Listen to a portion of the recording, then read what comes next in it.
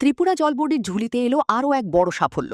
অমৃত 2.0 প্রকল্পের অধীনে আগরতলা পুর নিগম এলাকায় জলমান পর্যবেক্ষণ ও নজরদারি ব্যবস্থার সফল বাস্তবায়নের জন্য স্কচ অ্যাওয়ার্ড 2026-এর গোল্ড সম্মান অর্জন করেছে ত্রিপুরা জল বোর্ড।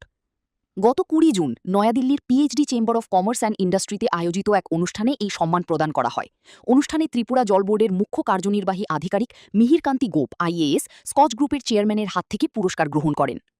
জল বোর্ডের এই সাফল্যের পেছনে গুরুত্বপূর্ণ ভূমিকা পালন করেছে women for water water for women উদ্যোগ।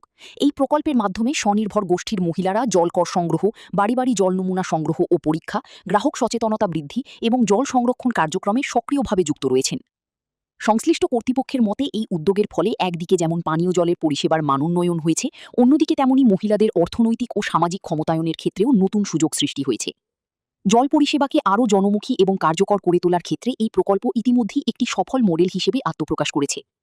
ত্রিপুরা জল বোর্ডের এই জাতীয় স্বীকৃতিকে রাজ্যের জন্য গৌরবের মুহূর্ত বলে মনে করছেন সংশ্লিষ্ট মহল।